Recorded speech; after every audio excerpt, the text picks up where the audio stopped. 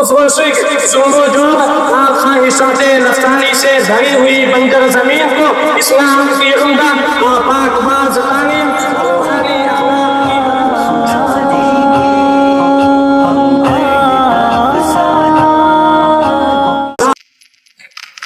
سامعین کرام، سبھی موصوف علماء دیوبند کے متعلق تقریر سماعت و تحریر پیش کر رہے تھے۔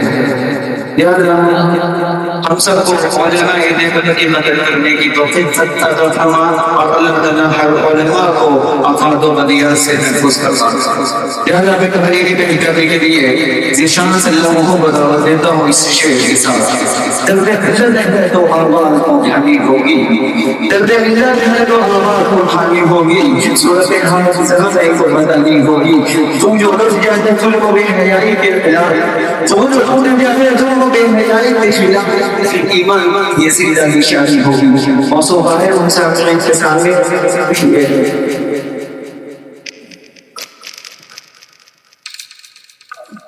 الحمد لله رب العالمين والصلاة والسلام على رسوله الكريم أما بعد فأعوذ بالله من الشيطان الرجيم بسم الله الرحمن الرحيم اليوم أكملت لكم دينكم وأتممت عليكم نعمتي ورضيت لكم الإسلام دينا صدق الله العظيم۔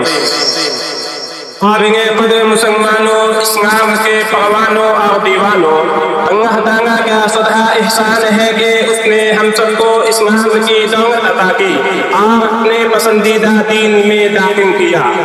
محترم حضرات، آپ اسلام سے قبل کا زمانہ دیکھیں، وہ زمانہ کتنا بھیانک اور ظلم و بربریت کا تھا۔ لوگ اپنے خالق حقیقی کو بھول بیٹھے تھے اور ناتعداد معبود بنا رکھے تھے۔ ایک دوسروں پر ظلم کرنا، دوسروں کا حق دبا لینا عام رواج بن چکا تھا۔ چوری اور زنا کا بازار گرم تھا، چوری اور زنا کا بازار گرم تھا۔ عورتوں کی عزت و عصمت برسر عام لوٹ لینا باعث فخر سمجھا جاتا تھا۔ اپنی ہی اولاد کو اپنے ہی ہاتھوں سے قتل کر دینا اور زندہ دفن کر دینا رسم و رواج میں داخل تھا، اور اس کام کو کرنے میں کوئی انسان خوف خدا نہیں کرتا تھا۔ اور صحابہ سے ایک خاندان دوسرے خاندان سے لڑا کرتے تھے اور یہ سلسلہ پشتہا پشت جاری رہتا تھا، اور آپس میں صلح کرنے کو لوگ دعا اور ہیل سمجھتے تھے۔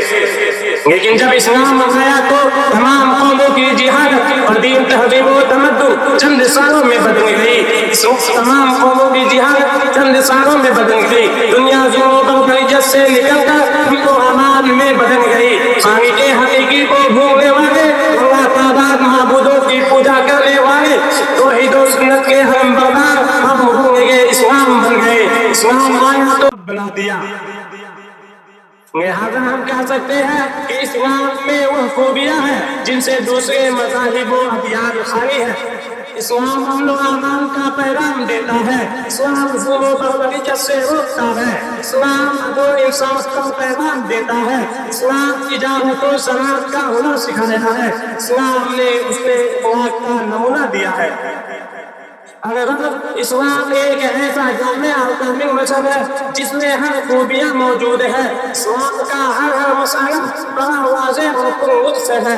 یہ اسلام ایک ابر کرم تھا جو عرب کی وادی غیر عزیز زرا سے اٹھا اور شمال و جنوب میں موجیں مارا، مشرق و مغرب کے دور افتادہ علاقوں پر فیض عطا کیا، بارش بن کر برسا، تہذیب و تمدن کے جواہر کھلائے اور علم و حکمت کے اسلامات سنائے۔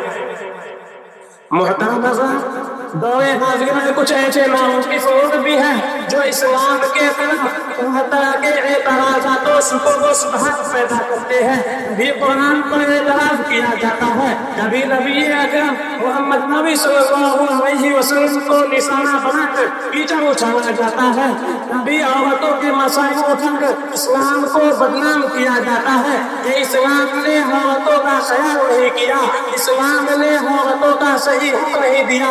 ہم کہتے ہیں کہ نہیں بلکہ اسلام نے عورتوں کے ساتھ ظلم نہیں کیا، بلکہ اسلام نے عورتوں کا صحیح مقام دیا، عورتوں کو بے حیائی و بدکاری سے بچایا۔ لیکن افسوس لیکن افسوس جس رسول پاک نے لیکن افسوس کہ جس عورتوں کو گھر کی